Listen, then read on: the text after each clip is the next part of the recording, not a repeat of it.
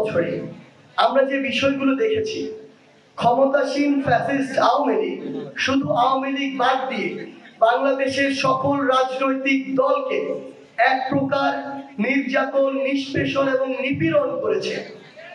থানায় পুলিশের পিছনে ঘুরতে হয়েছে, টাকা নিয়ে কোর্টে যেতে হয়েছে, আদালতে চক্কর কাটতে হয়েছে, রিমান্ডের পর রিমান্ড হয়েছে, জামিন অসংখ্যবার নামঞ্জুর হয়েছে, মিথ্যা মামলা দিয়ে ফাঁসানো হয়েছে, নির্দিষ্ট কোনো পোশাক পরলে তাকে ট্যাগ দেওয়া হয়েছে।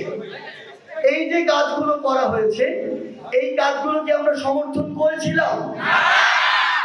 এই কাজগুলো যদি আমরা তখন সমর্থন না করে থাকি, তাহলে আজকে ছাত্র জনতার এত বড় একটি অভ্যুত্থানের পরে আমরা কি একই কাজগুলো অন্য কোনো ফর্মে, অন্য কোনো ফরম্যাটে সমর্থন করতে পারি?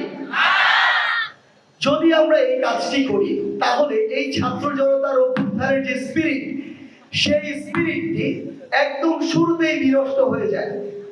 আপনি একটা জিনিস সবসময় আমাদের মনে রাখতে হবে, জিনিসটি হচ্ছে এই 16 বছরে কেন হঠাৎ করে সকল ছাত্র জনতা অল্প কিছু স্টুডেন্টের বিভিন্ন কর্মসূচিতে জীবন বাজি রেখে রাস্তায় নেমে পড়লো? কারণ এগুলো হচ্ছে 16 বছরের জমানো ক্ষোভ। আপনি এই সরকারের প্রত্যেকটি সিস্টেমের যেই জায়গায় যান না কেন, আপনাকে কোনো না কোনো ভাবে ক্ষমতার অপব্যবহারের শিকার হতে হয়েছে। কোনো না কোনো ভাবে আপনার যেটি ন্যায্য পাওনা সেটি আপনি পাননি। মানে দুইটা চোখ নেই, সে জানে সেই পৃথিবীর আলো আর কোনোদিন দেখতে পাবে না, কিন্তু যখন সে এটি বুঝতে পারে যে তার এই প্রতিদানে, তার এই দানের মাধ্যমে এই দেশ থেকে ফ্যাসিস্ট হাসিনার বিদায় হয়েছে, পতন হয়েছে, দেশ ছাড়তে বাধ্য হয়েছে, তখন সে তার ওই কষ্টের মুখে যে চওড়া একটি হাসি দেয়, সেটি হচ্ছে আমাদের এই স্পিরিটের মূল্য। সবচেয়ে বড় কথাটি হচ্ছে, আমরা যদি ওই যে আমাদের জীবনগুলো 1000 থেকে 2000-এর মতো ভাই যারা তাদের জীবন দিয়ে চলে গিয়েছে, ওই ভাইদের যে পরিবার, প্রত্যেকটি পরিবারের প্রত্যেকটি মানুষ এটার জন্য কিন্তু সারা জীবন সাফার করবে। আমি তাকে যত সহযোগিতা করি না কেন, তার একজন সন্তান কিংবা তার একজন হাজবেন্ডের অভাব পৃথিবীর কেউ কোনোদিন পূরণ করে দিতে পারবে? দেশের স্বার্থে প্রতিদান, এটির জন্য আমরা যদি এখন এসে আমাদের দায়িত্বটি পালন না করতে পারি, তাহলে দিন শেষে সবচেয়ে বড় এই ক্ষেত্রটির জন্য দায়ী এবং সবচেয়ে বড় লজ্জিত হতে হবে আমাদের, এবং ইতিহাসে আমাদেরকে ঠিক ওইভাবেই স্মরণ করা হবে যে এত প্রাণের বিনিময়ে আমাদেরকে যে দ্বিতীয় স্বাধীনতা আমাদের ভাইরা এবং বোনেরা দিয়ে গিয়েছে, আমরা এতটাই অযোগ্য ছিলাম যে আমরা সেটি রক্ষা করতে পারিনি। এই বৈষম্য বিরোধী ছাত্র আন্দোলনে আমরা যারা রয়েছি, আমরা কোনো অথরিটিও নয়, আমরা কোনো ডিসিশন মেকার নয়, কোনো পলিসি মেকার নয়, কিন্তু আমরা কি আসলে যেই অন্তর্বর্তীকালীন সরকার রয়েছে, সেই অন্তর্বর্তীকালীন সরকার যেহেতু এই বৈষম্য বিরোধী ছাত্র আন্দোলনের এত বড় একটি অভ্যুত্থানের মাধ্যমে সৃষ্টি হয়েছে, আমাদের এটি নৈতিক এবং দায়িত্ববোধের জায়গা থেকে আমরা একটা প্রেশার গ্রুপ, যেই প্রেশার গ্রুপ আগামীর রাষ্ট্র আমরা কিভাবে বিনির্মাণ করতে চাই সেই দাবিগুলো তুলে ধরবে।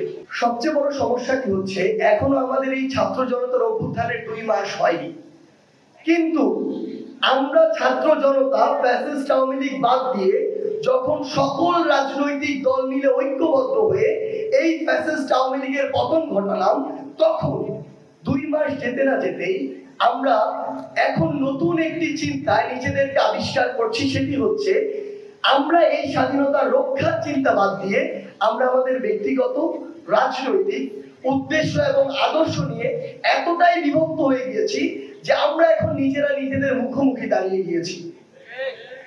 কিন্তু সবচেয়ে বড় কথা হচ্ছে, আপনি যখন ইতিহাস ঘাটবেন, এরকম বড় বড় বিপ্লব, অভ্যুত্থান, গণ অভ্যুত্থানের ইতিহাস ঘাটবেন, দেখবেন মাত্র 2 মাস নয়, 6 মাস, 1 বছর, 2 বছর, 3 বছর পরেও অসংখ্য প্রতিবিপ্লব হয়েছে। যেই প্রতিবিপ্লবটি এত ব্যাপক আকারে হয়েছে যে ওই বিপ্লবের সমস্ত স্পিরিট, ওই বিপ্লবের সাথে সংশ্লিষ্ট সকল মানুষকে একদম সমূলে উৎপাটন করেছে পরের প্রতিবিপ্লবের মাধ্যমে। সেই সরকার বাংলাদেশে আসছে, জনগণের একটি সরকার বাংলাদেশে আসছে। আমরা আমাদের জায়গা থেকে আপনাদেরকে অনুরোধ করি একটি জাতীয় ঐক্যে, যে জাতীয় ঐক্যটি হবে সকল রাজনৈতিক ভেদাভেদ ভুলে গিয়ে ঐক্যবদ্ধ থাকা, যেন যেই ফ্যাসিস্টরা দেশ ছেড়ে পালিয়েছে তাদের দোসররা আবার ঐক্যবদ্ধ হয়ে আমাদের উপরে পাল্টা কোনো ছোবল না দিতে পারে। আমাদের জায়গা থেকে এই মানিকগঞ্জ নিয়ে কিছু অবজারভেশন আছে। আমাদের সামনে যে তরুণ প্রজন্ম, এই তরুণ প্রজন্মের একটা অংশকে কিছু মানুষ উদ্দেশ্য প্রণোদিত ভাবে এই জেলা থেকে শুরু করে বাংলাদেশের প্রায় প্রতিটি জেলায় উদ্দেশ্য প্রণোদিত ভাবে কিছু কাজ করছে। দেখছেন দৈনিক গণকণ্ঠ, সবার কথা বলে।